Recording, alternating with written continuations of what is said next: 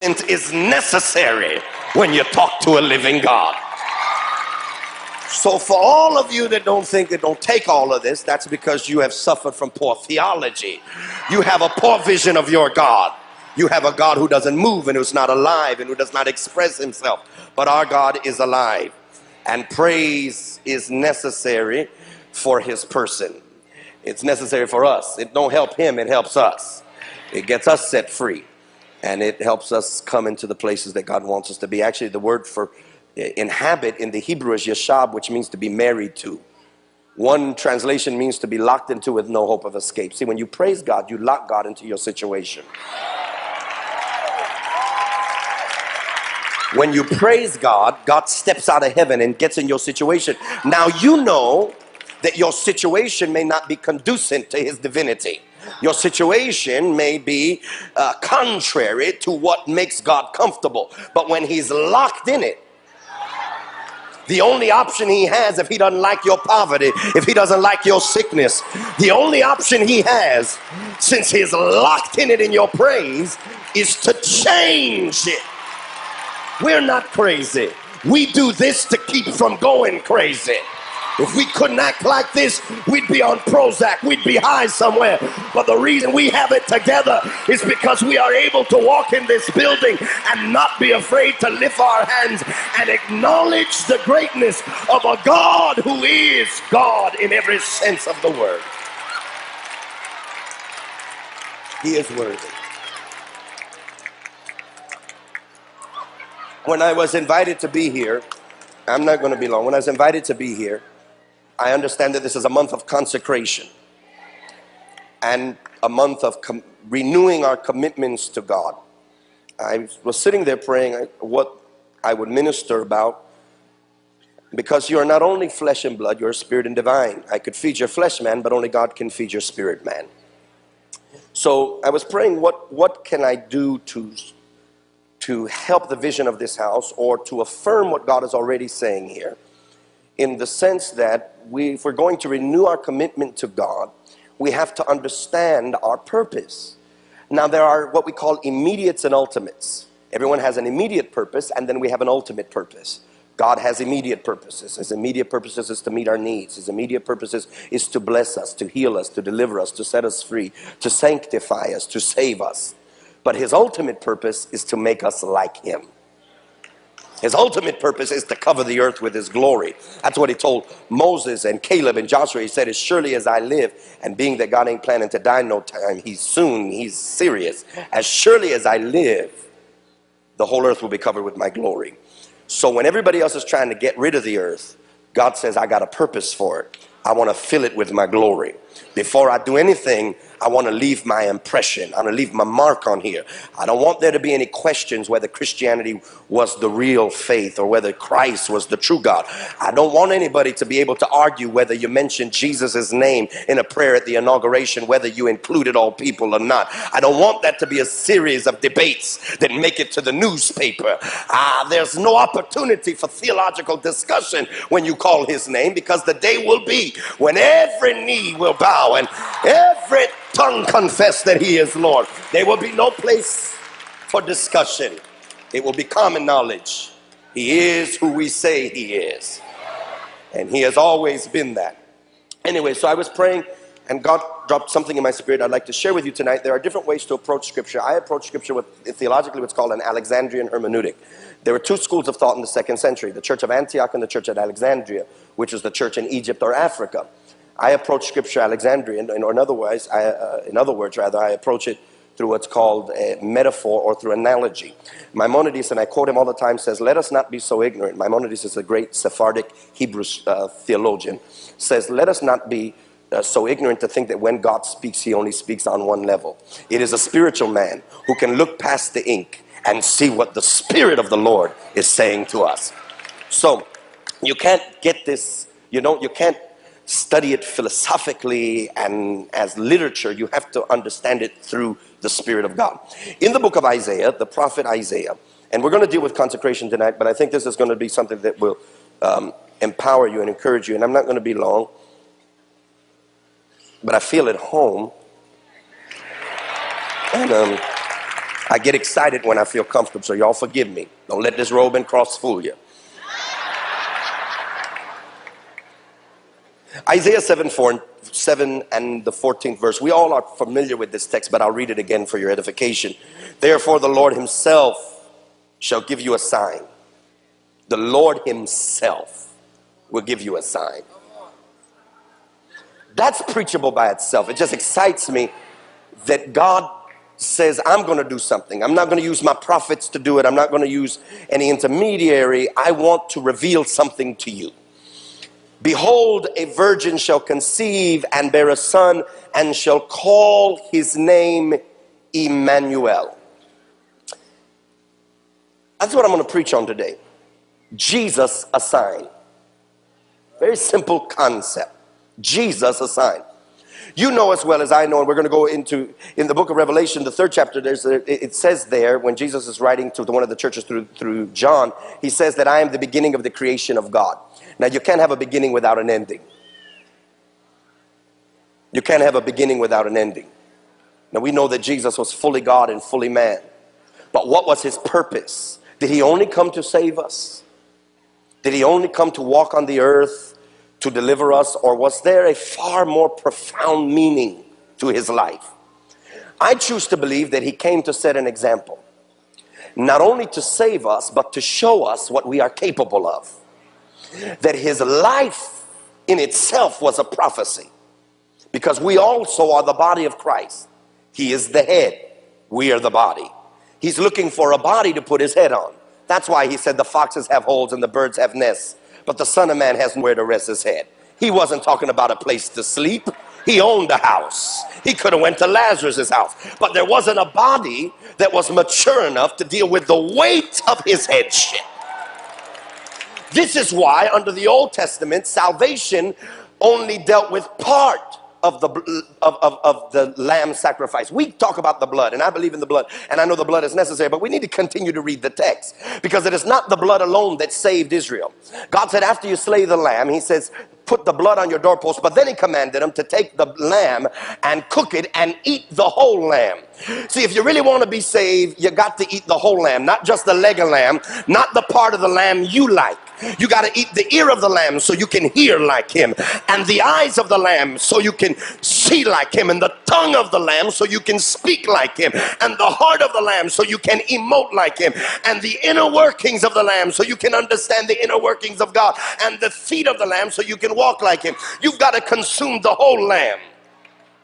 It's not enough to just be saved from, we got to get saved to.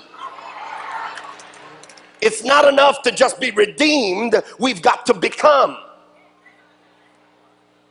So we are in the process of becoming. The problem is that many people get saved, or they come into the knowledge of God, and their entire life, their testimony records or reflects that one moment. So that people who have been in the church 30 years, if you ask them, how are you doing? Their testimony is, I'm saved, I'm sanctified. Well, that's like me asking a grown man who's 40 years old or 30 years old, how are you doing? And he tells me, you know, I remember the time I was born, it was beautiful. I actually have a picture of me when I was a baby. You would think that person was crazy. If the summation of their life is defined by their birth, but by nothing that's happened since. So if the summation of our testimony is I'm saved, but we've done nothing since we've come into the light of God's kingdom, we've done nothing since we've come into his kingdom, then our life is not being productive. So we've got to move beyond convenience and move to covenant. That's the summation of what God calls us to do, is to move into covenant. So listen. So here in the book of Isaiah, the 7th chapter and the 14th verse, Isaiah is prophesying, and Isaiah says, listen, I'm going to give you a sign. Now you know as well as I know that if I was driving to Dallas and there's a sign outside of Dallas, that if I took that sign off of the post and put it in my car and drove to Houston, I did not take Dallas with me. The sign is not Dallas. It just lets me know I'm in the right vicinity. Jesus was a sign. He himself was complete, but he left a sign for another generation, so that those who would come after him would realize it's not enough to just get saved. But he came to his own, and when they didn't want him, everyone that wanted him after that, he gave them the power to become sons of God, to become more than who they are, to become like him. So that is the ultimate purpose of God. That's ultimately what Paul says, for whom he did foreknow, he did predestinate to be conformed to the image of the Son. John says, now we are the sons, not tomorrow, not next year. Now we are the sons of God, and it does not yet appear we should be, but when he appears, or when he is made known, or when he is revealed, we'll be like him, because we see him as he is. Not like he was, and like he will be, but as he is. 1 John 4:17 says, as he is in this world, so are we. This is not a future promise. This is a present promise. This is not something I'm waiting for. This is something he's already given to me. He has already given to me, and I am to walk it out. It is not a figment of my imagination. It is not another cliche. It is not an article to be written in Charisma. It is not something that we can just hop on and say, oh, look what's in this week. It is the defining factor of all things spiritual. When we say that we're going to commit our lives, or we're going to renew our lives, the only need for renewal is because we have moved from that we were originally connected to. There is a place in God that we can come to where we are so passionately connected to him that nothing else matters. So Jesus is a sign. He points to us. He gives us something to follow after, something to walk after, something to become like, something to look towards. So in John, or in Isaiah 7, he says Jesus was a sign. So what you're going to notice here, he says, I'm going to give you a sign. You shall have a virgin shall have a child. So that Jesus' life is prophetic of where you're going to walk. So today we're going to take a journey, just for a few moments, through the life of Christ. But we're going to see that his life was more profound than the simple stories that we tell in Sunday school. He is more profound. See, the Gospels were not written for you. They were written for the unbeliever. The epistles were written for you. The Gospels never told us he was a high priest after the order of Melchizedek. See, you already had to be saved before you were ready for that revelation. Then Paul says, since you've been here a little while, let me break it down and tell you what you're really about to experience. And sometimes we get stuck in Sunday school, and God is trying to tell us to come up higher to the next level. So that his life is prophetic. So for a few moments, allow me the moment to develop for you the prophetic sense of Jesus Christ. And when I get through tonight, you will find a renewing of your covenant with God and a renewing of passion for God, because you will understand yourself in context, or within the context of himself. What is my purpose? My purpose is to find out my identity within the context of his identity. I got to know who I am, but I can't know who I am until I know who he is. Augustine, one of the great fathers of the West, says, cognoscere et imitari, to know God and to imitate him. Athanasius, who is a great father of the East, says, God became like us so we could become like him. And Bishop Ashe just puts it this way: the Son of God became the Son of Man so the sons of men can become the sons of God. When I couldn't be like him as God, he became like me so I could still be like him. Now, so then, in this text, we are introduced that a virgin shall have a child. Now, contrary to popular opinion and public debate, and to what theologians and liberal colleges teach, it was a virgin who had a child. Because that's a debatable subject today. Some people will try to argue the point that Jesus was not born from a virgin. He was born from a maiden. The text is maiden in the original Hebrew. Some would argue the point that it doesn't say virgin, but the Septuagint says virgin, which is what the early Christians used. And so within that context, that's very important, because what that is letting the church know is that God is only going to use a church in the end times that has been untouched by men. A church that is virgin, that has not been defiled and not been raped and not been abused. A church that has prepared herself holy and has kept herself and says, this thing that is within me, I had nothing to do with it. I didn't ask for it. Can I prophesy to you tonight that you're in a strange place? Because when God puts something in you that you weren't prepared for, I know we all have our 5-year plans, and we got to have them. But every now and then, God just like to mess you up. He liked to just throw something in there you couldn't plan for, you couldn't save for, you couldn't prepare for. Because every now and then he likes you to know, I did this. This wasn't your savings account. This wasn't your portfolio. This wasn't nobody that made you. This wasn't your publicist. It was me who took you out of nothing and got you pregnant with something you weren't even prepared for. I just asked you if you'd be obedient. You said yes, and you forgot to read the fine print. And little did you know that when you came here in January on Wednesday night all month talking about, Lord, renew my dedication, you don't know what you're about to get into. Because when you say, I'm ready to be used by you, God says, if you're really ready, I have a lot for you to do. But you're not going to be able to define it. You're not going to be able to explain it. The only thing I'm asking for, the only requisite thing is that you make sure no man defiles you, so that when it comes to pass, nobody can say they did it. I'm the only one that gets the glory from it.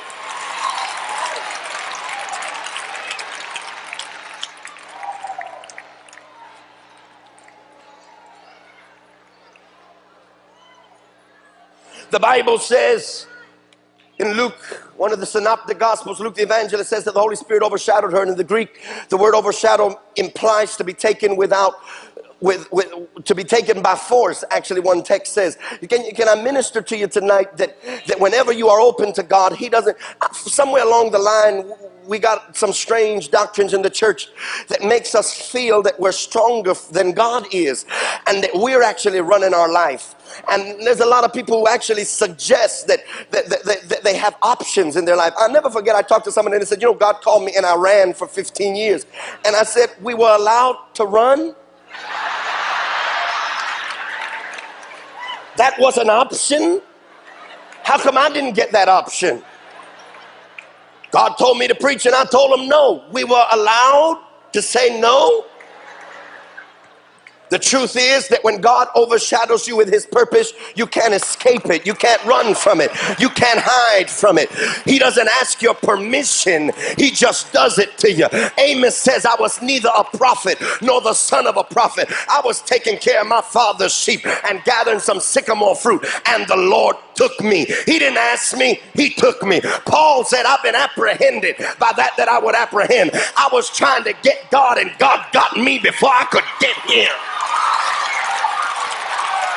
You had your life planned out. You were going to get married and have 2.5 kids, a house with a white picket fence. You were going to have your little timeshare in the Bahamas, a BMW in the car, and all of a sudden out of nowhere the Lord took you. You were happy to just go to church, sit in the pew, pay your tithe and go home. But all of a sudden he overshadowed you and got you pregnant with something you can't explain.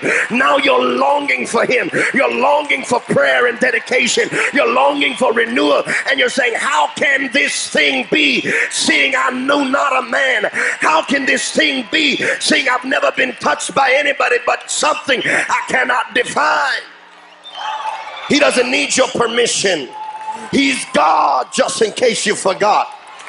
Somebody told me, now Bishop Ashe, does that mean you don't believe in a free will? I believe in a free will, and like Jonah had a free will, and Jonah got free willy. Are you listening? Because when God gets through with you and your free will, you're still going to do what God wants you to do. I'd rather do it his way than the hard way. God is going to overshadow this church. God is going to overshadow the 21st century church with a passion and a longing for him, the like of which that I have never seen before. Touch somebody and say, I only want him.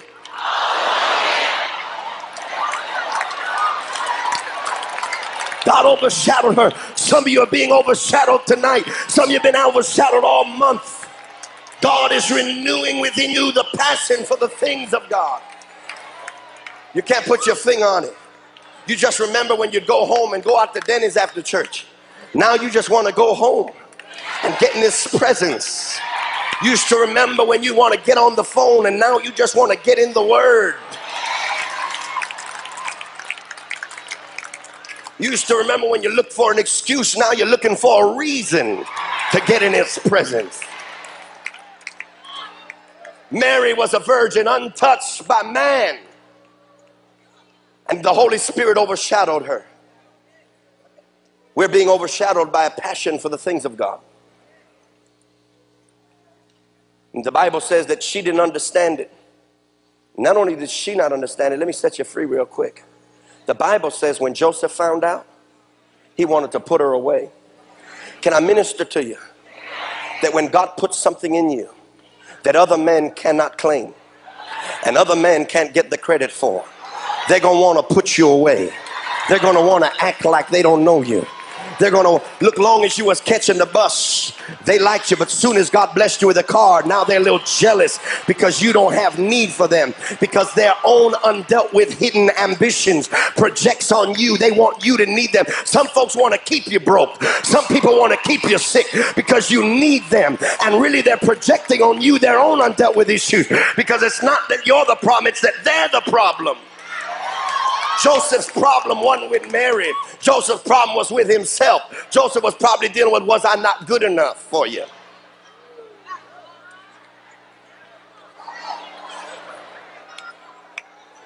Was I not good looking enough? It was an arranged marriage. People will want to put you away when God begins to do something in your life that they can't take credit for. When people look, I got a chance just recently. I hide myself in my little Orthodox church. I go back home and I enjoy what I do.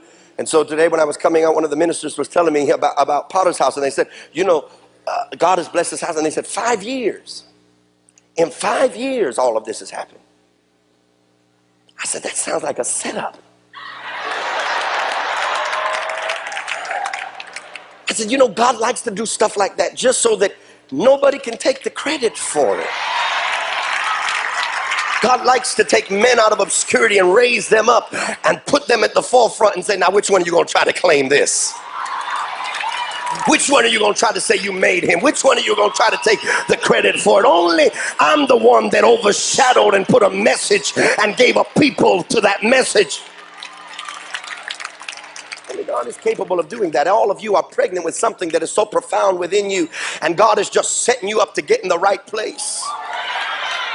You can't explain it. It's a strange thing when this happens to you, because you'll think you're going crazy. You'll talk to other Christians and they'll cross their eyes looking at you. You'll tell them there's got to be more.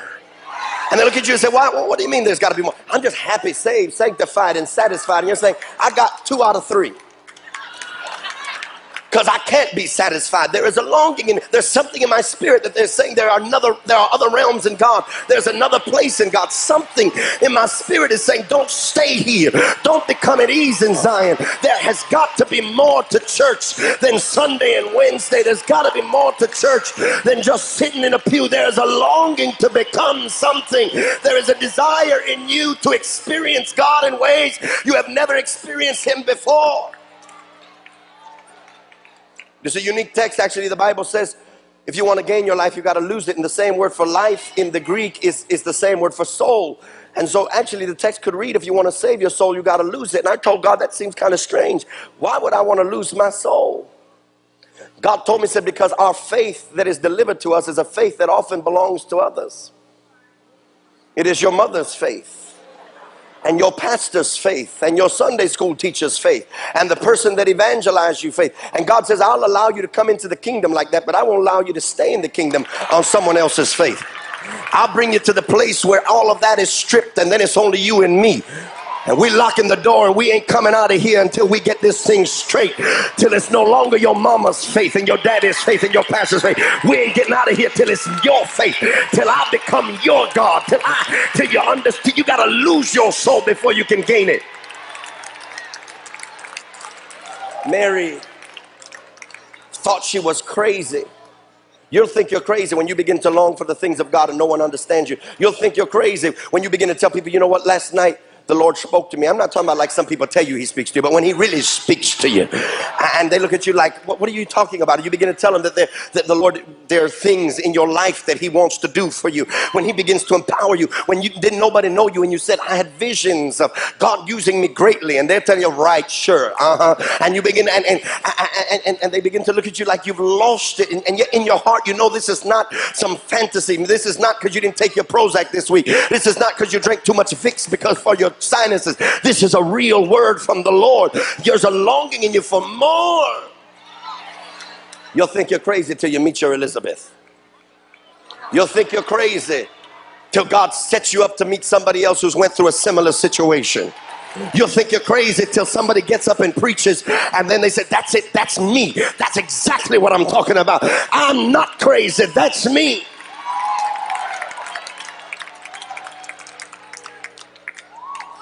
I was coming here and I was flying next to somebody and he was saying, well, what do you do? What do you do? And I told him what I did. And he says, where are you going? And I told him where I was going. And he says, that's Bishop Jake's church. And I said, yes. He said, man, he has really walked. This is his day.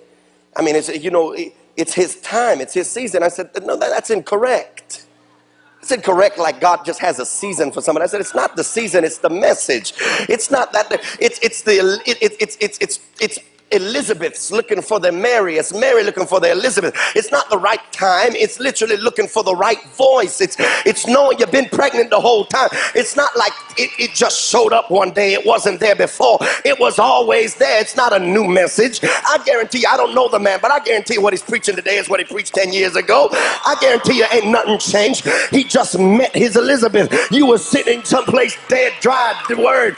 Thought you were losing your mind. It wasn't your day. You thought you were going crazy. He probably thought he was going crazy. And then when he began to speak what he had hid, and then people started to respond, he realized, I'm not crazy, and you realized you weren't crazy. It wasn't a day or a season. It wasn't a setup. It wasn't a calculated event. It was called destiny. It was what God was waiting for. You'll meet your Elizabeth every day. You'll walk down the street. You'll come into church and God will begin to connect you covenantally to different people that'll let you know that you are right where God wants you to be.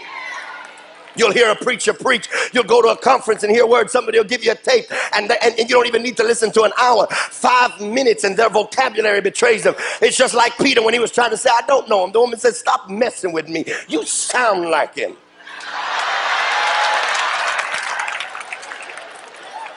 Stop trying to act, you talk like him, Peter. Some of you trying to keep it down because you don't want people to think you're going crazy. But every now and then there's certain words that slip out of your mouth. There's certain language. There's certain sounds.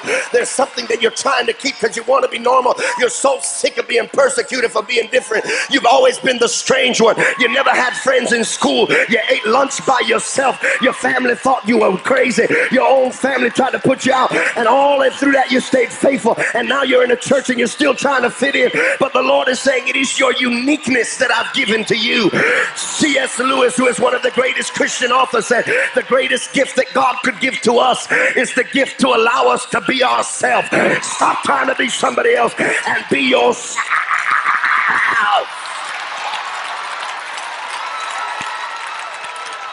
I'm going to preach in just a few minutes. Give me a few minutes.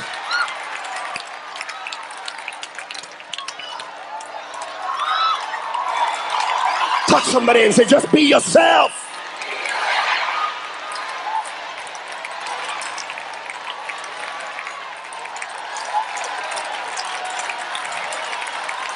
That's all you have to do. David knew how to be himself. When David went to go fight Goliath, Saul said, here, put on my armor, take my sword, take my shield. David said, excuse me, that armor belongs to a king. When God called me, I wasn't a king. He called me as a shepherd. So if I'm going to whoop Goliath, I don't need your armor. I'm comfortable being a shepherd. Give me my stick and my rock, because that's how I whoop lions and that's how I whoop bears. And if I can't whoop him being myself, then I don't want to whoop him. If I got to change who I am to do anything, then my problem is with me. Saul, I don't need to put on your armor. If God's going to use me, he's going to use me with what he's given me.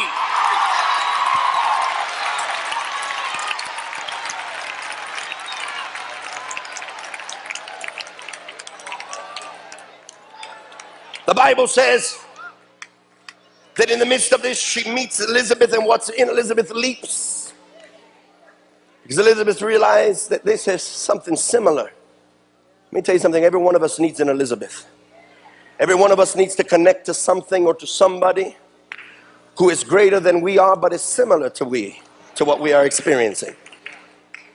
What was in Elizabeth was not exactly what was in Mary.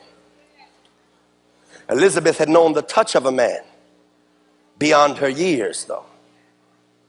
Mary had never experienced the touch of a man.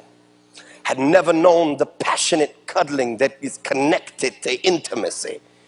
She had never had a chest to put her head on in the middle of the night. She was pregnant and nobody really understood her. And God understood that what was within her was not for her. It's hard when you're pregnant with something that's bigger than you are and greater than you are, and it's not for you, but it's for the generations that are to come. It's hard when you want to mother it and nurture it and protect it and take care of it, and God is saying, but it ain't yours.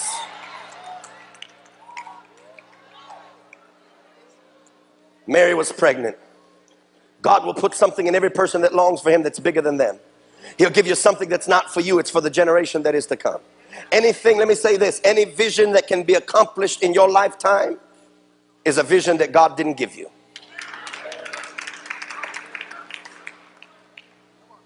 If you have an idea that you can accomplish, he didn't give it to you. He always gives you something that's bigger than you. Something your sons need to help you bring to pass. Something their sons. He didn't say, I'm the God of Abraham. He said, I'm the God of Abraham, Isaac, and Jacob. He's generational.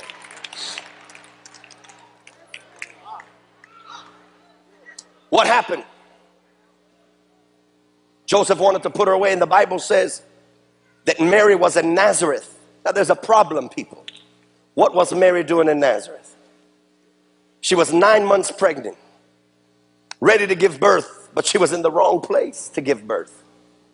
Because what was in her had to be born in the right place. See, sometimes you can be pregnant, but you're still out of place. You can have purpose, but you're still not positioned. Purpose and position go hand in hand. So it's not enough to just have purpose. Everybody trying to get purpose, but nobody wants to get in position to give birth to what their purpose is. Shanda, shoot a mosquito. Oh, mama, my knee hurt. Come on, speak in tongue. Don't leave me out here by myself. Say something. E-D-D-I-E, that spells headache. Come on.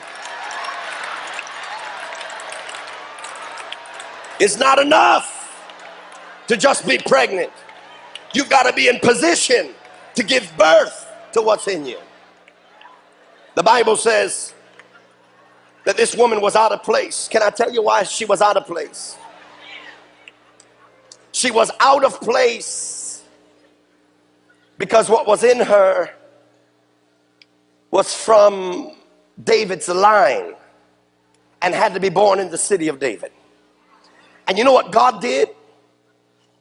God allowed Caesar, who was the ruling monarch of the world, to tax the whole world to get one woman in place. One woman was out of place and the whole world was messed up. All of creation is moaning and groaning, travailing together until now, waiting for the manifestation of the sons of God. The church is out of place and all the world is going to be messed up till we. That's why somebody said, what do you think is going on right now in Florida before the election? And what do you think all that's about in the election, all that? I said, I know what it's about. It ain't about Bush, it ain't about Gore, it ain't about Republicans, and it ain't about Democrats. What's it about? It's about the church. God allows confusion to sweep through a country because the church is not clear and precise about its message so that God can get her in place. Because she's out of place. See, there's stuff going on in your life and you're wondering, why is stuff going on in my life? Because you're out of place. I tell people all the time, the devil is nothing more than God's pit bull on a choke chain. He only uses him to get you in place. And when he gets too far, God says, sit, boy. And he said, yes, sir. And every time you step outside of God's will, he's right. He barks you right back in. You said, yes, Lord.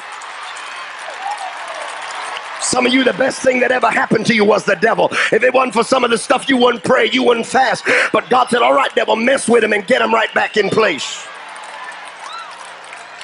Best thing ever happened to you was somebody lied on you and talked about you and used you and wrote and did something about it. And that's the thing that drove you back into his presence. She was out of place. And God allowed Caesar to tax the whole world to get this woman in place. Why did she have to get in place? Because the whole world is waiting for something. We're in Nazareth. Some of you are pregnant. You're overdue.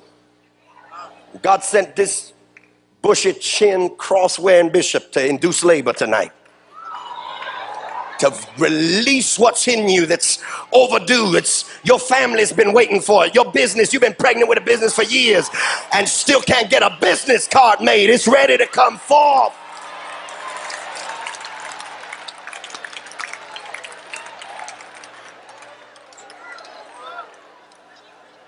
God is trying to empower his people to come to a place that they can release what's within them. You're heavy, 9 months pregnant, waiting for God to move. And God is taxing your life. Is it that what is God doing? He is positioning you. He's positioning you to release what's in you, because what's in you can't be released anywhere. It's unlawful. It's never been defined. There's no catalog you can order from. There's not a manual you can look up in the index and find out your situation.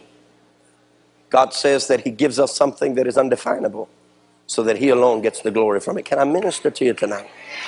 This is why, because God is undefinable. Really, the truth is, it's called apophatic theology. If you want to understand God, the best way to understand God is by not defining him, because every definition is a poor definition at best. The best I could say about him is mediocre, is poor. I don't know if we even use terms like the move of God.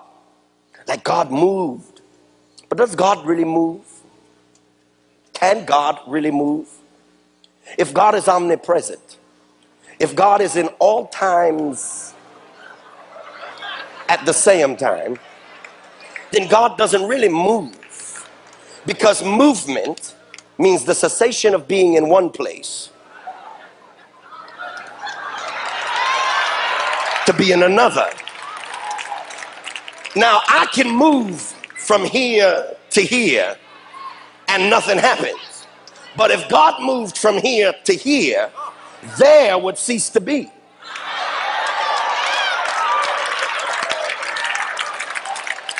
The only reason there is in existence is because God is there and here. So really, it's not that God moved.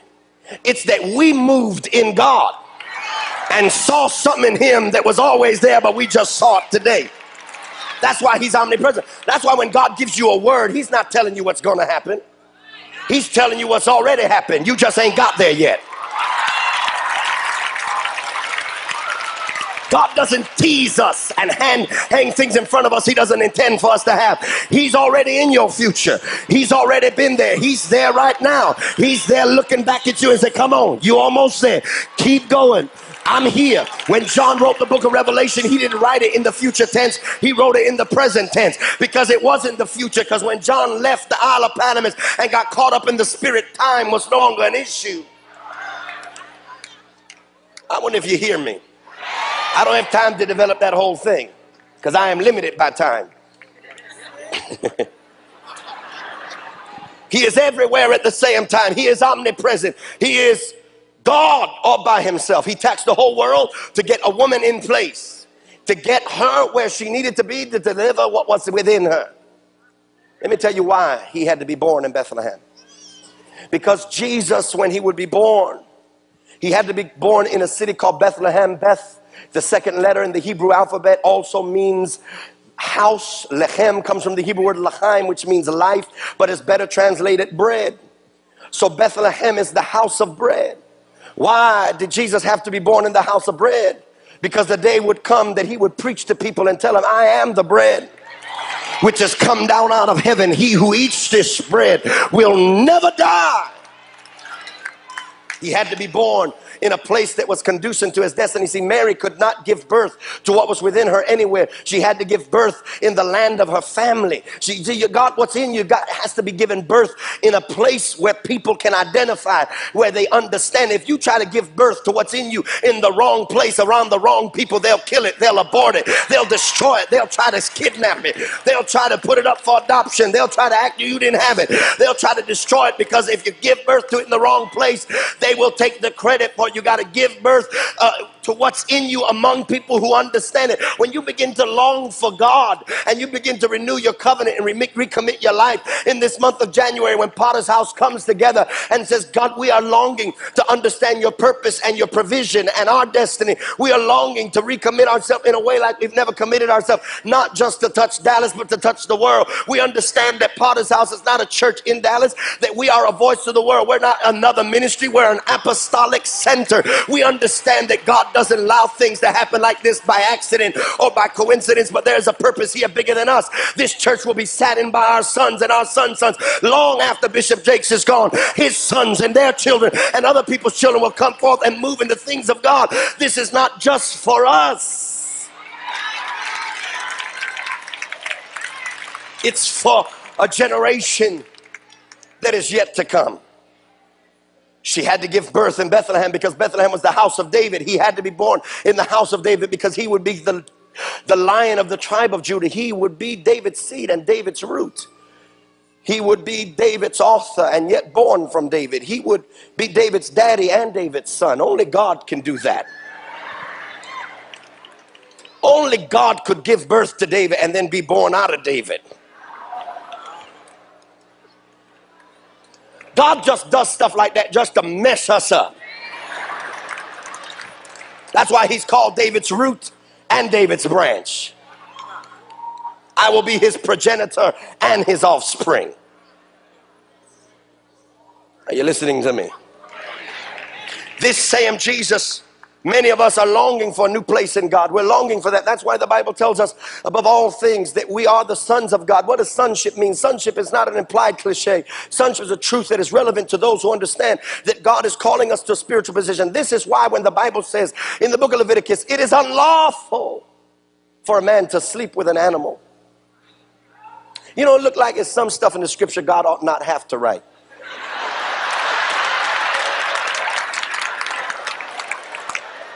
Just seems as though it's just some stuff he didn't even have to waste his time. But there's a spiritual implication there. Because as long as you remain sheep, he'll never be intimate with you. You come in, you're fish this fish. You come in as sheep, but you can't remain sheep because he's not intimate with sheep. So there's a point in your life when you got to cease to be sheep and become the bride. Because God is only intimate with a woman or the female. He's not going to be intimate with you till you become the bride. And that's the reason we're not seeing evangelism explode the way it should. Because God, only a pregnant woman's body can produce milk. And new converts need the sincere milk of the word of God. So the church has got to stop trying to fit into her size 3 and 4. And realize that it's time for her to be intimate and get pregnant. Because only from the breast of a pregnant woman can milk come forth so that the next generation has something to feast off of. But can I prophesy to you, you can't remain the bride because you can't put a man's head on a woman's body. So there's a point when you must cease to be the bride and step over into the sonship of the Lord Jesus Christ so that your body can hold up the weight of his head. You can't buy this in the Bible bookstore. You better take notes.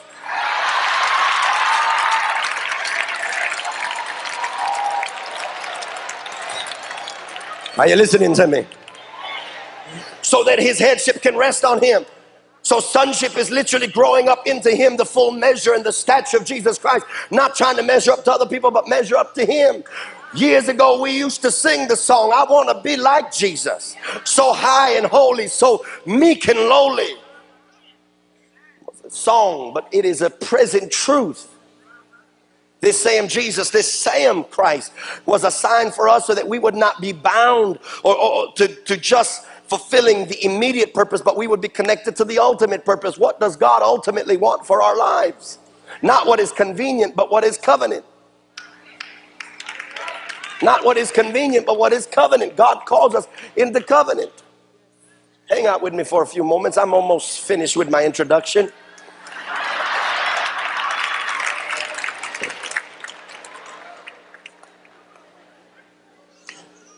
That passion for the Lord Jesus Christ, that longing for him is what God desires for us to be filled with. It is not a passion. It's not a convenient thing. It is something that becomes the demarcation point of our life, so that men know us, not only by the car that we drive or the house that we live in, but by the passion and the longing that we have for the things of God. There is a defining moment in the church, and we are at the pinnacle of that defining moment, when Jesus Christ is asking the question to the Laodicean church, which is definitely the church that prophetically signifies this age, that says you are rich, but you're really poor. But I ask you, or I beg you to try, buy gold, try it in the fire, to pursue him above all things, and let stuff be a secondary condition, a secondary result of an intimate relationship. I tell people all the time, does God want you to have stuff? Without a doubt. Does God want you to drive a nice car? You better bet. Does God want you to live in a nice house? With that's for sure. Does God want you to be financially prosperous and blessed? Absolutely. But not to the neglect of him.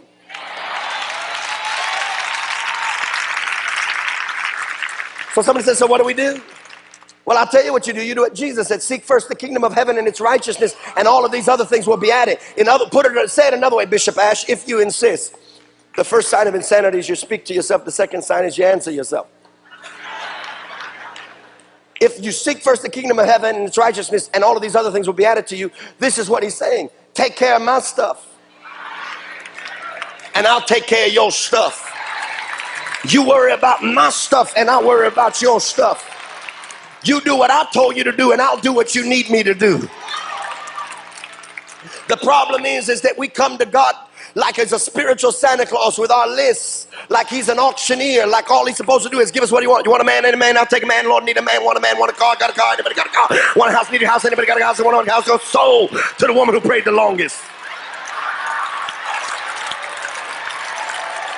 Single people, want a man, need a man, take a man, any man, rich man, black man, poor man, white man, ugly man, any man, I'll take a man. Lord, I need a man.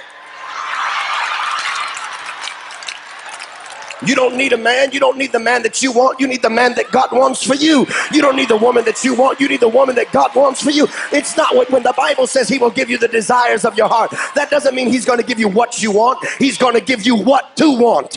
Where you used to desire stuff, now you desire him. And when you desire him, stuff is a secondary result. When people say, girl, that's a bad car. Oh, but this car don't even touch my Jesus. Oh, look at that house you're living in. This house is not what I sought for. I didn't pray for this house. I prayed for him, and he just couldn't help but give me this house. There is a danger, there is a danger, there is a danger when any other motivating factor that is connected to God other than himself, we need to want him for him.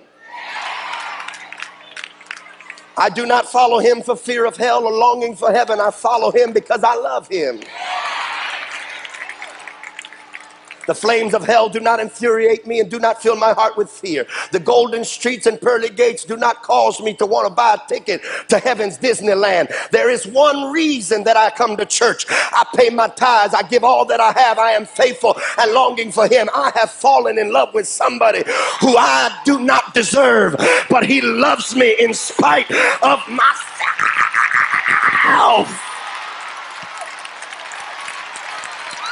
He is worthy.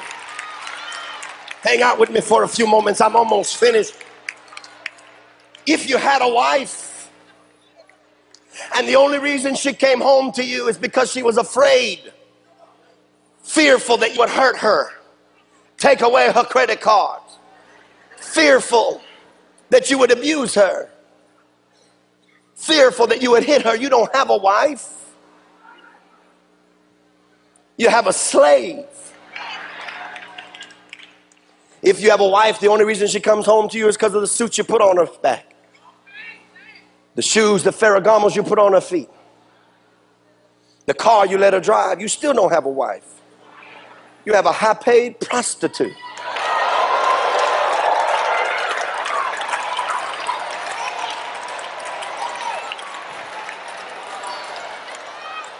You want somebody that walks in with you, whether you walk it into a 15-bedroom home or a 1-bedroom efficiency. It's you that she's in love with, not anything you can give her. Whether you put Ferragamos on her feet or Pheronamos from Payless, don't matter. She is in love with you. God wants a people that love him and say, God, there's no motivation. If you bless me, that's just icing on the cake. I love you because you're you.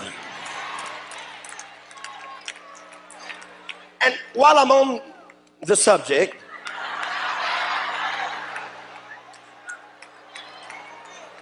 blessings are not a series of random events. They are based on the calculated strategy of people who have figured out how God does things. I like that. I'm going to give myself an offering because that was good.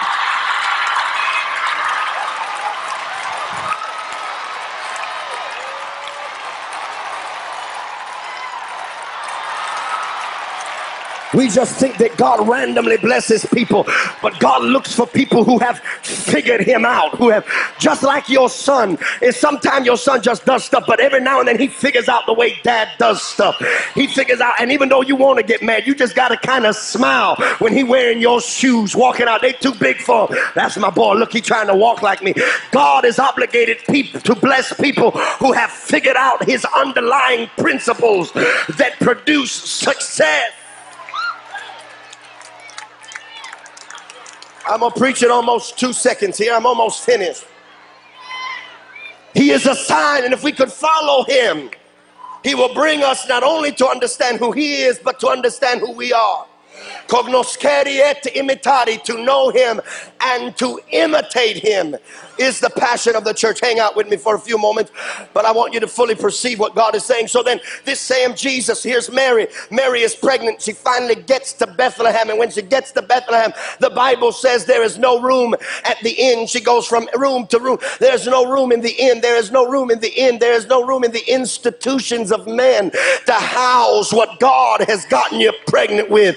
Can I prophesy to you, no seminary, no Bible college, no denomination is going to be able to take credit for the end time move of God, because it will be denoted by people who have passionately not tried to fit in anywhere. But God says if you're going to give birth to this, you can't give birth to it in a house with a roof, because what's in you, when it comes out of you and it opens its eyes, it cannot look at a building made with man's hands.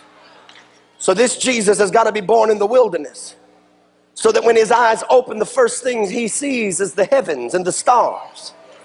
And even though he is limited by this mortal body that is infantile, his divine memory awakens and says, I'm the one that covered the earth with the sky and hung the stars in space like you've put Christmas trees on your Christmas lights on your Christmas trees. He woke up and had a divine recollection of who he always was. Mary had to give birth to him. When she gave birth to him, not only did she give birth to what was within her, but the Bible says when she gave birth to him, she put him in a manger. And a manger is a stall. It's where animals eat from. Can I prophesy to you tonight that the reason they had to put him in a stall where animals ate from, because there was hay in there, and she laid him among that hay. Can I tell you why she had to do that? Because you and I would be like beasts and like animals who, filled with our flesh nature, would one day come to consume him. And if we ate him, we would be changed, like the book of Galatians says, from this vile beast nature to the glorious liberty of the Son of God. We, like beasts, that's why David said man at his best, or Solomon said man at his best is but a beast. But I come as a beast, but I walk out as a son. I come as a sinner, but I walk out as a saint. We come to consume him and to become that we eat. Listen to me for a few moments. Not only did we consume him in that area, did we consume his flesh to be changed, but the Bible also says she clothed him in swaddling clothes. Do you know what swaddling clothes was? Swaddling clothes was the rags. Whenever you milked the cow, you would take that rag and you would wipe the cow's breasts, and you would throw those rags in the corner. They were smelling from milk, from dirty milk. They smelled terrible. But can I prophesy to you, Jesus got that little rag and wrapped up her little baby, because little did she know that Jesus Jesus would be the sincere milk of the word of God, that we would drink and be grown into men fully mature for the glory of God. Hang out with me for a few more moments. Not only would she begin to do that, but the Bible says this Jesus would be born in this manger. Not only would he be born in the manger, but for after this period of time, for 13 years, he would grow up. We're not allowed to see him grow up, but the Bible says at 12 years old, she takes him to Jerusalem. And when she takes him to Jerusalem, the Bible says they lose him. You can preach that.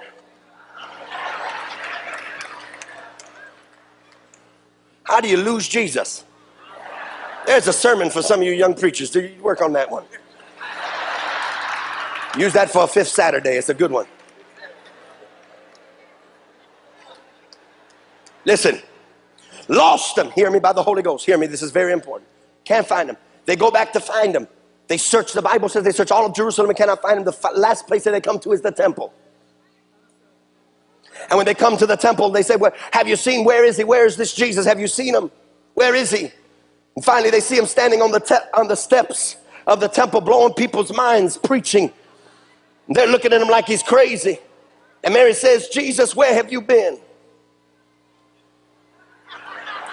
Mary, you of all people should have known where I was. Why did you even look for me anywhere else? You should have looked for me in my Father's house, in the temple, going about my Father's business. The problem with the church is that we continue to look for God outside of ourselves. We look for God here and for God there and for God there. But he said, don't you know the kingdom of God is neither here nor there, it's in you. You want to find them, look in the temple.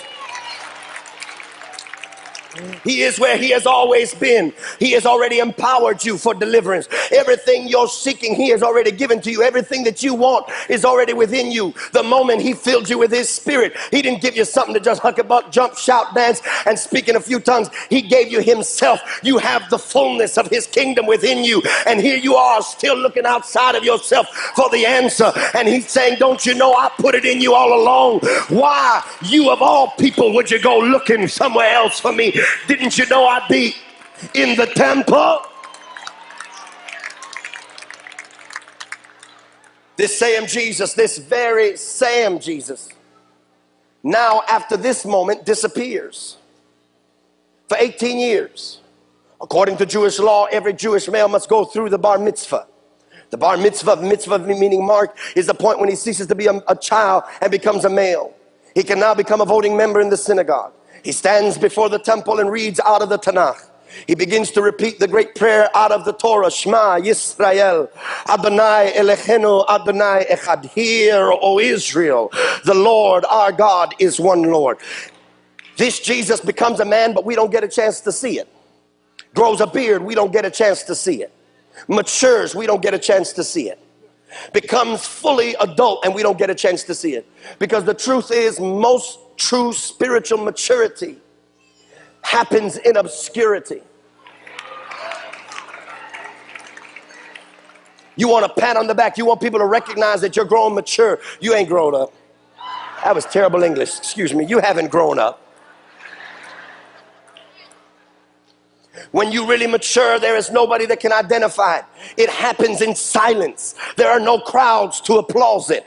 There is no certificate to prove it.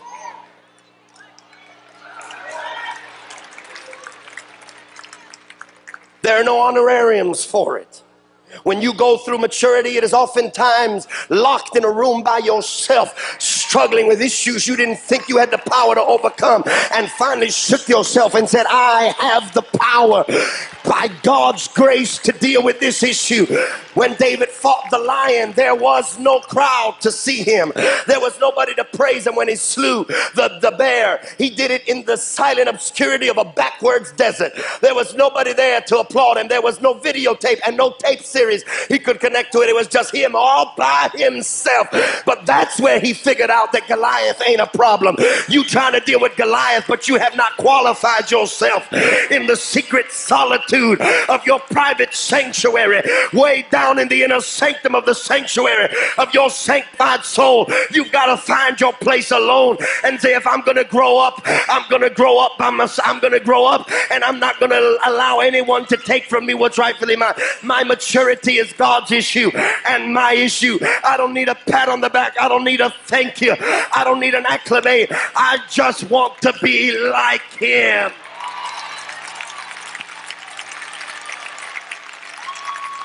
Touch somebody and say, I want to be like him. Let me say this to you. It is also the hardest point. It is the hardest place to be in. It is the hardest place because oftentimes we are unable to notice our own maturity. We look at ourselves and we feel like we've missed something. We feel like, God, I'm reading your word more than I've ever read it. I'm praying more than I've ever prayed. I'm going to church more than I've ever gone. I'm giving more than I've ever given, but I feel farther than I've ever felt. It is called the paradoxical ascent to God. The closer you get to him, the farther you feel, because the closer you get, the bigger he seems. I'll say it again. The closer you get, the farther you feel, because the closer you get, the bigger he seems. Every step closer lets me realize how awesome he is. Everything I find out about him, it helps me realize how much I still don't know. For every hour I spend talking to him, it makes me extremely cognizant of the 23 hours I've not talked to him. Of the 3 hours I'm in church on Sunday and the 2.5 I'm in on Wednesday. I used to think that was a lot, but now when I realize how good he's been to me, I said, this is not enough.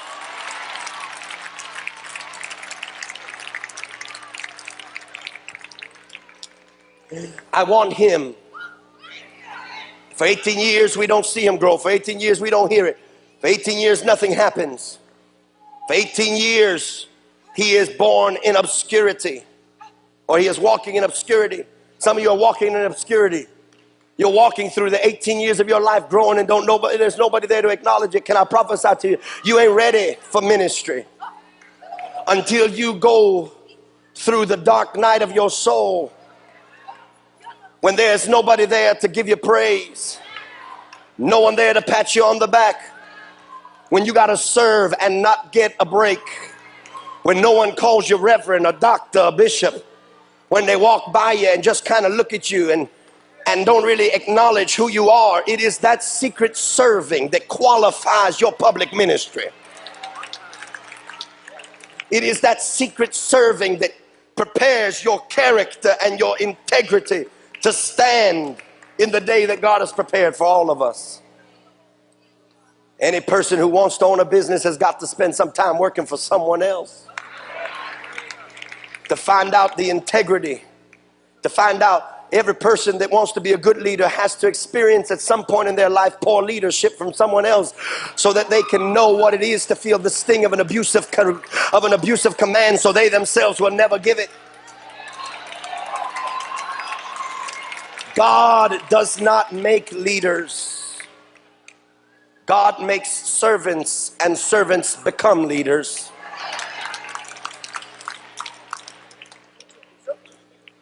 God raises up people that serve, and from that serving heart, Jesus went into the wilderness, didn't heal a sick person, didn't raise a dead person, didn't fight a demon, didn't do nothing. For 18 years, he was in silence. Nothing. But it was there that he was prepared for 3.5 years of ministry. His ministry was shorter than his life.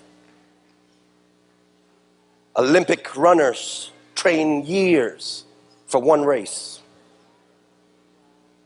They spend a lifetime preparing for one moment. One moment when they're able to stretch their neck further and push their stride farther than the other person for that 1 second, that 2-second difference. They've spent hours and days and weeks and years preparing for that 2-second difference that distinguishes them from everyone else. The truth is, we want to prepare 2 seconds for a lifetime instead of a lifetime for 2 seconds. So we spend 2 seconds to live a life of mediocrity rather than to spend a lifetime preparing for 2 seconds of excellence. Jesus spent 18 years in obscurity, 30 years preparing for 3.5 years. And those 3.5 years marked him for 2,000 years. I wonder if you're hearing what the Lord is saying. Jesus, after the 18 years of obscurity, comes out of the world, comes out of this place of obscurity. He is now a man. He did not have a beard before. He has a beard now. He was not a man then. He did not wear the tefillin and the talit. Now he wears them both. He is a scholar. He is called by his peers Rabboni, teacher. There are echoes that he may be the Mashiach, the Christos, the anointed one. Men watch him with slanted eyes. The Pharisees worry about his stature. Common men fall in love with him. Sinners are enthralled with his person. Righteous people are intimidated. Politicians become nervous. High priests begin to pack their bags. This Jesus comes, and in the obscurity of his person, he says to this man John, and here's a true sign of any purpose: though he was greater than John, he found something to submit to. What will determine your greatness in the future is your willingness to submit today. Let me qualify submission. Submission is not true submission until you have to submit.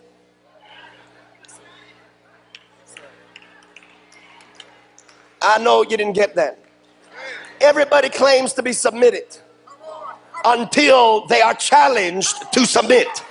Your submission is not submission until there is a moment that you must submit, and then and only then your public confession becomes a private reality. Are you listening to me? It's not submitting when it's convenient. It's submitting when it's not. It's not submission till it's not convenient. It's not submission till you disagree. It's not submission until you think you can do it better, and you still got to do it somebody else's way. Are you getting this? Everybody says they want to submit, but true, a husband and a wife have not really experienced their marriage until their first fight. You ain't really married until someone come along looking better, dressing better, and making more money, and she still goes home with you. Are you listening to me? It is not until that moment of trial and perplexity that we really know if we are submitted. Jesus submitted to John, and John, echoing the book of Exodus, echoing the Levitical Aaronic laws of the Old Testament, looks out over the masses and sees one man, and not even knowing what he's doing, because the Bible says under the Old Testament, let the high priest separate a lamb from the rest of the lambs, and that lamb will become a propitiation for the rest of them. John didn't know what he was saying when he said, behold the Lamb of God. He was taking the part of the high priest, and he should have taken the part because his father was a priest, so he was qualified to say, this is the lamb that will pay the price for the whole world. This same Jesus who stepped out of this obscurity now comes to John and submits to the hand of baptism by John. And when John baptizes him, the Bible says that there is a dove, that the Holy Ghost descends as a dove. Why a dove? Because Jonah, when he sent a dove out of the ark the first time, it got a branch leaf of the olive tree and brought it back. But the Bible says when he sent it out a second time, the reason the dove didn't come back is because God would not use this ark this time, but he was looking for another ark that would not deliver just one family, but would deliver as many families that called on his name. This same dove descended on him and confirmed with an omnipresent voice, so that God's omnipresence spoke to his resident presence and said, this is my beloved son in whom I am well pleased. And just like in the Old Testament, the temple was never the temple until the Shekinah descended and confirmed God was in the house. So the Shekinah this time came like a dove, because fire meant judgment, but a dove meant peace. This time he ain't bringing judgment, he's bringing the gospel of peace. Hang out with me, for I'm almost finished. This dove descends on Jesus, and when it descends on Jesus, he submits to this perfect place, to this perfect thing, to this perfect realm. John just separates the Lamb of God. Now Jesus, for 3.5 years, casts out devils, works miracle, raises the dead, heals the sick, does all of the things that are requisite to be the Messiah, all of the things that are necessary for him to confirm that he is not just another prophet, but he is the only begotten Son of God, begotten and not made, light of light and very God of very God. This same Jesus comes and is born. He walks, he does this, he's doing all of the miracles, and then he comes to the greatest moment in his whole life, the moment that he will be ridiculed for, the moment that men will use to say he is not God, the moment that other religions will say, what kind of a God do you serve, that is seen on the cross dead. He comes to a place where they're getting ready to crucify him. He's a sign. Watch the prophetic. Watch it. Every moment of his life is prophetically symbolic of something you're walking through. Now this Jesus comes to a place where he has to submit to the perfect will of the Father. He submitted to John's baptism. He submitted to his mother's upbringing. He submitted to an earthly body. Now he's got to submit to a cup of suffering, contrary to popular theology.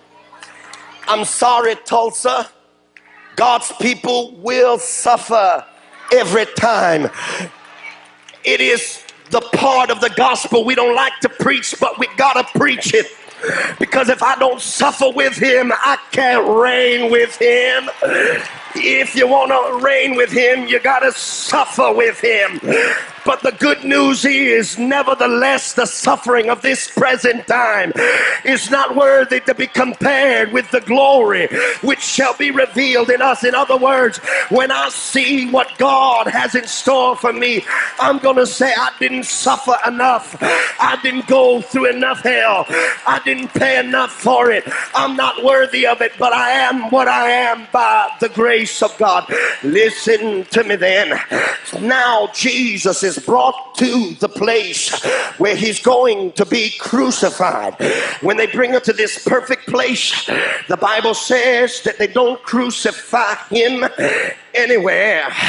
The Bible says of all the places that they could have killed him, the Bible says that they brought him to a hill called Golgotha.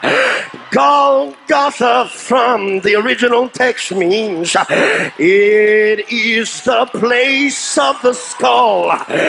Can I prophesy to you tonight that before you're ready to become what God wants you to become, you've got to meet him at your Golgotha. You've got to deal with your carnal mind.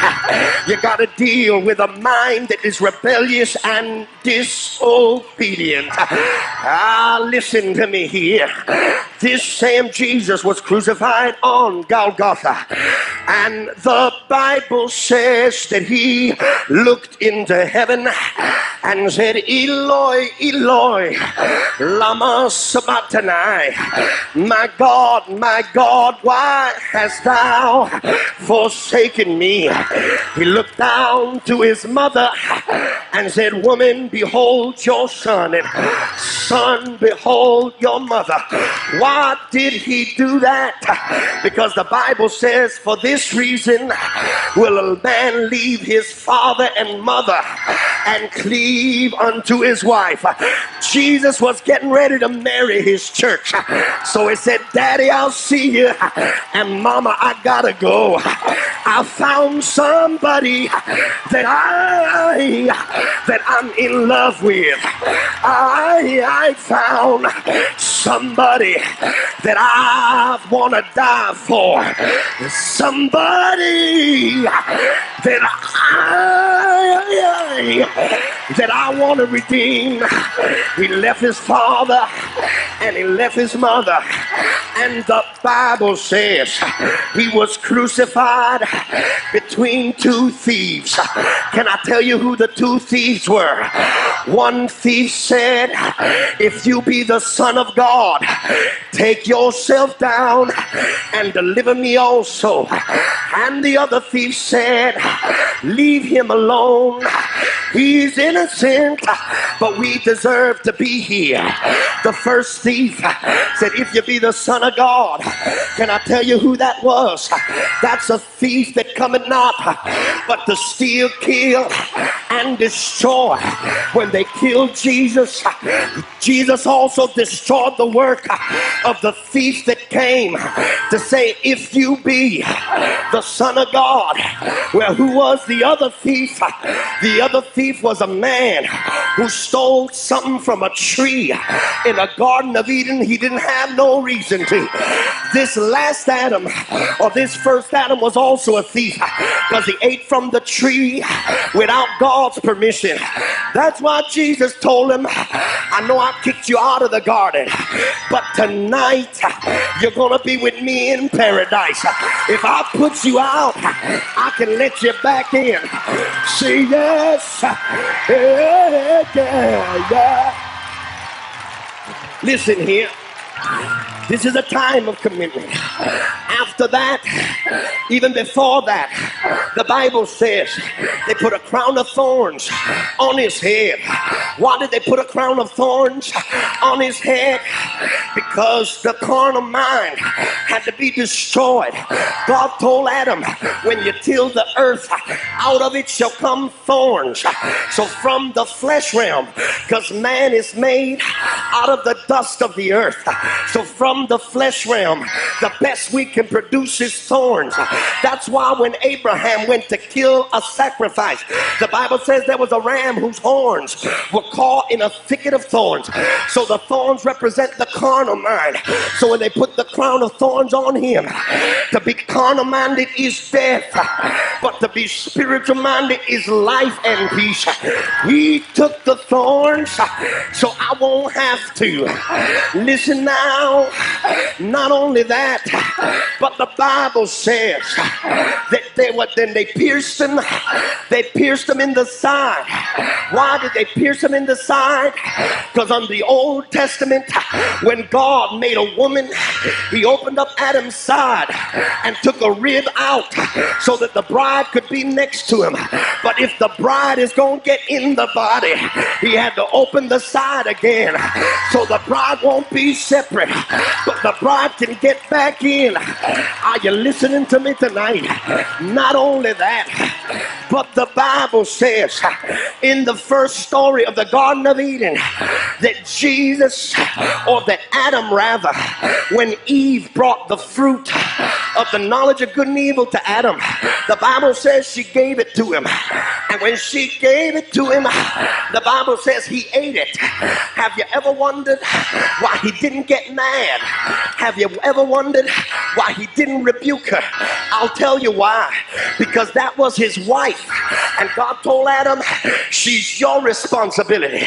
So when she ate, Adam knew when God comes here, he's going to kill my wife.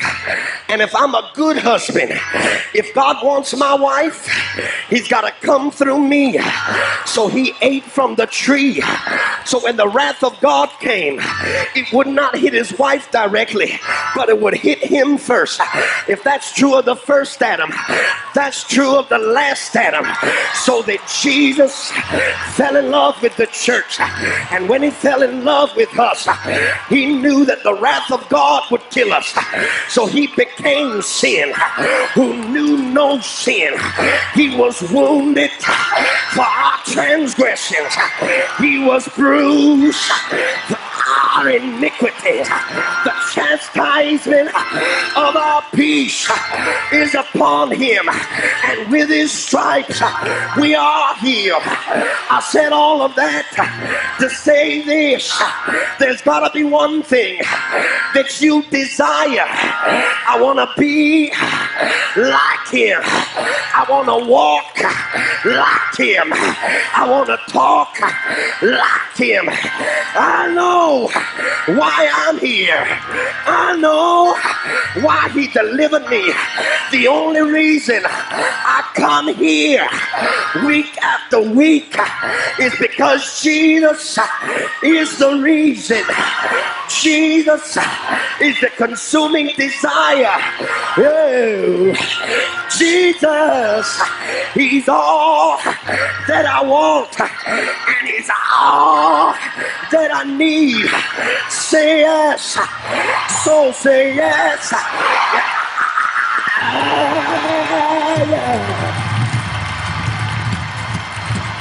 Oh Lord, he's all I long for.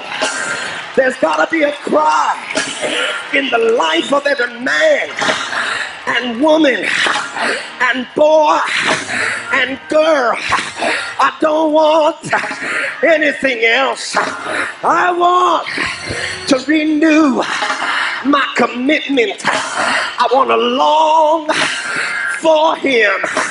I want him and him alone.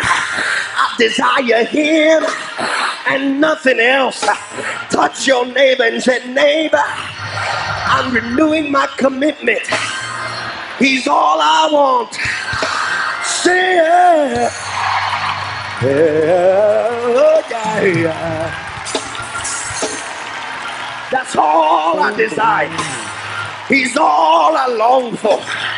He's all I'm asking for. He is a sign for me to walk after. He's a sign for me to follow. He's a sign for me to desire. Where are you going? I'm following the sign. What are you doing? I'm following the sign. What are you called to? I'm called to the sign. What you are? I'm not a bishop. I'm not a preacher. That's not what I want. I'm not a theologian. That's not what I want.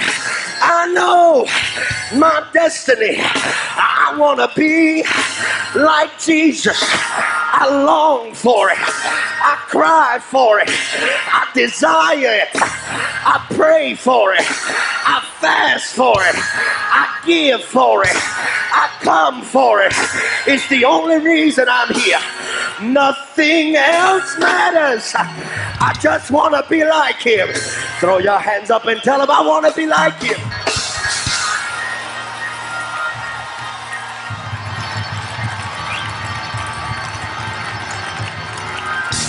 Nothing else matters. It doesn't matter what you've been through.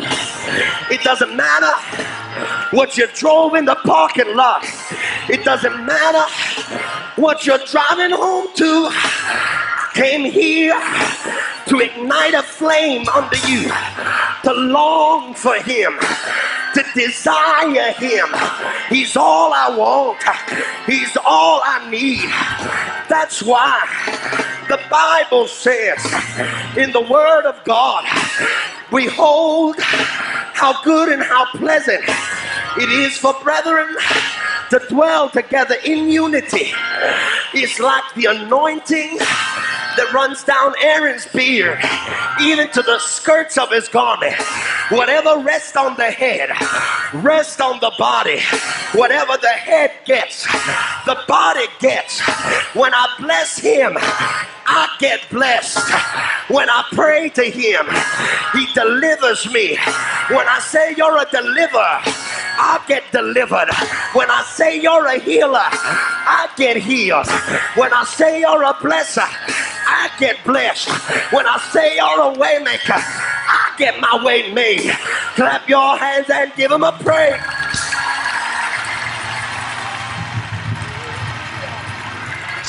He's all I want. He's the sign I've been seeking for. He's the thing I've been longing for. He's the one thing the devil doesn't want me to get. He's the one thing that the devil is lying to me about. The devil told Eve, in the day that you eat it, You will be like God. But the problem was, she was already like him. I got a revelation for you. The devil only attacks you where you are already your strongest. He never attacks you in something that God has not promised you. He only attacks you with what God has promised you. If he's been messing with your money, I'm here to prophesy. It's because God intends you to be rich. If he's messing with your children, I'm here to prophesy. It's because God intends them to be great. He told Eve, if you eat it, you'll be like him. But she's already like him. You're going to be rich. I'm already rich. You're going to be blessed. I'm already blessed. Everything the devil's fighting, you already have.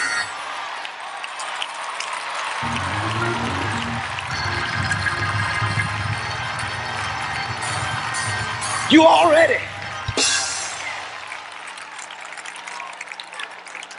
Hey, glory be to God.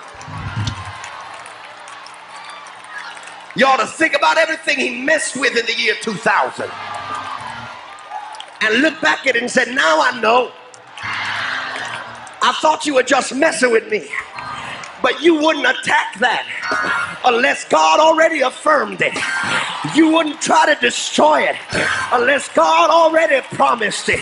You wouldn't try to take it if I didn't already have it.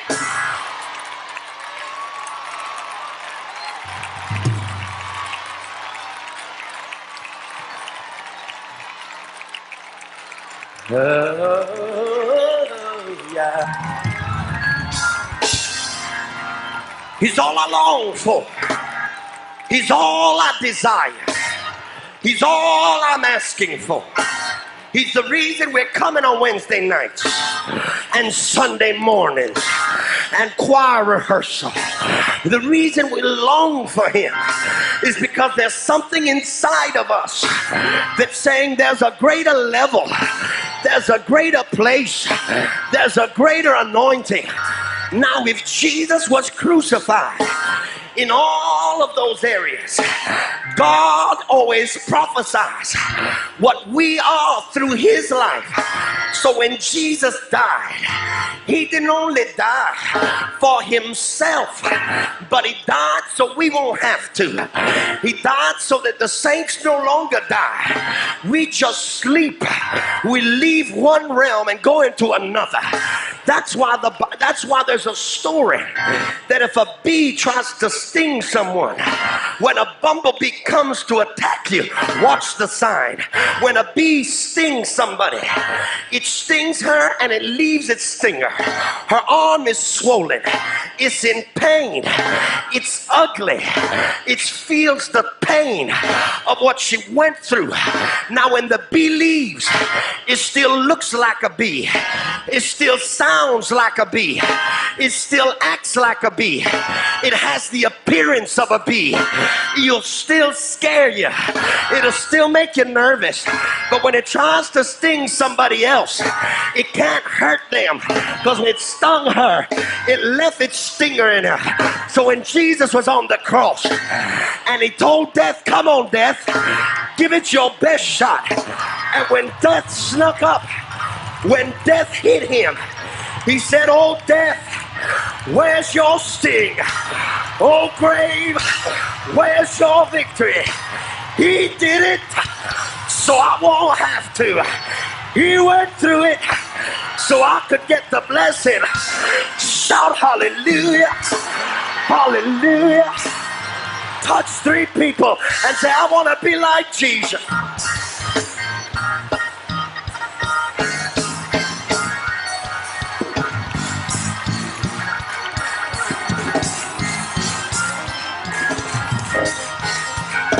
Listen here. God's raising up a people. They don't want to be the next Carlton Pearson. They don't want to be the next Bishop Jakes. They don't want to be the next Jackie McCullough. They don't want to be the next Dwayne. They don't want to be the next great preacher. They're saying, I know what I want. I want to walk like him. I want to talk like him. I found my one thing that I desired of the Lord, and that will I seek after. I want to be like him. Nothing else matters. Nothing else means anything. He's all I want. Say yes. Now listen, if that's your prayer, if that's what you really mean, if that's what you're longing for, if that's your desire, when I count to 3, I want you to run out your seat and tell about 5 people, I don't want anything else. I just want to be like him. And listen, if you become like him, he'll give you everything else. Are you ready? 1, 2, 3, run, tell somebody.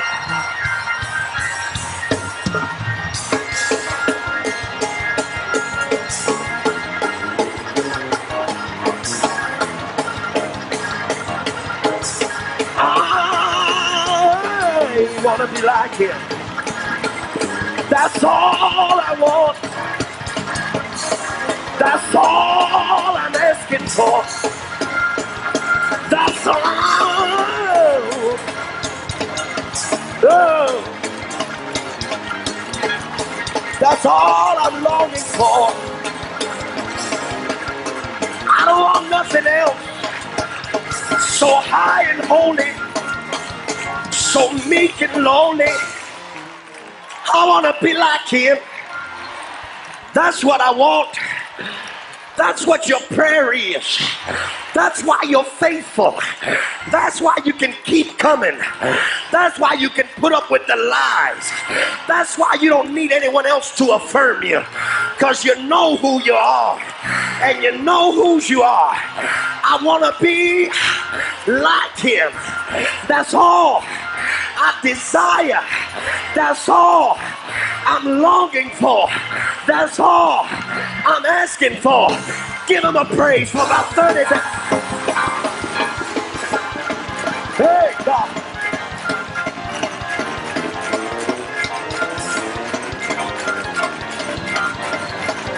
If that's what you really want,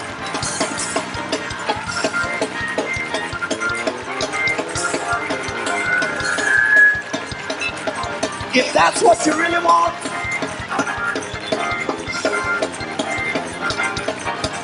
nothing else matters. Years ago, when I was coming up in the church, before I became Orthodox, right about now an old mother would just holler out, in the morning, oh, I want to be like Jesus. Yes, I want to be like Jesus. In the morning. Yes, I want to be like Jesus. Yes, I want to be like Jesus. Hey.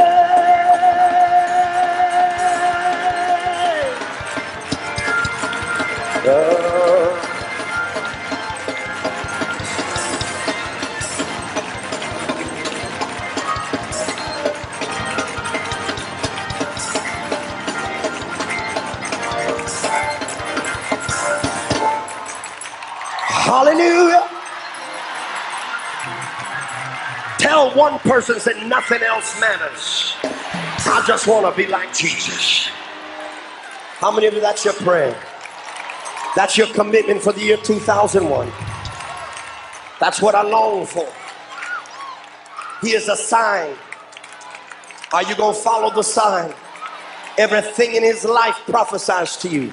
Every step he took, every walk he walked, every pain he felt was a prophecy to you.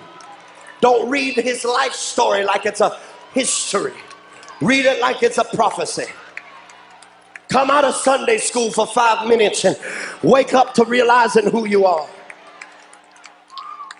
He did it all for you in this month of consecration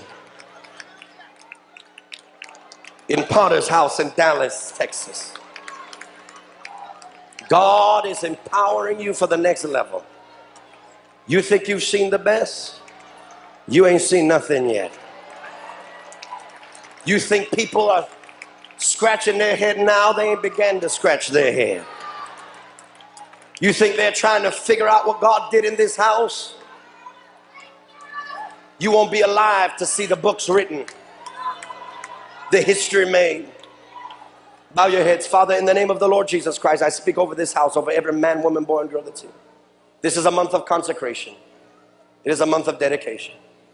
A time to recommit our lives to you. As I prayed before I came to this meeting, Father, I said, God, what do you want me to speak?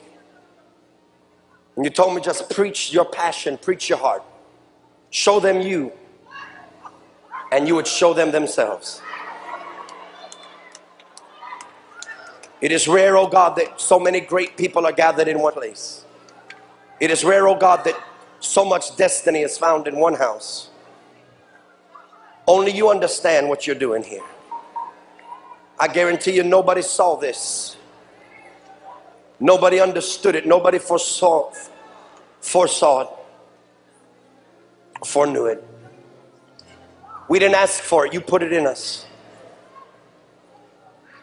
You overwhelmed us. You took us. You apprehended us.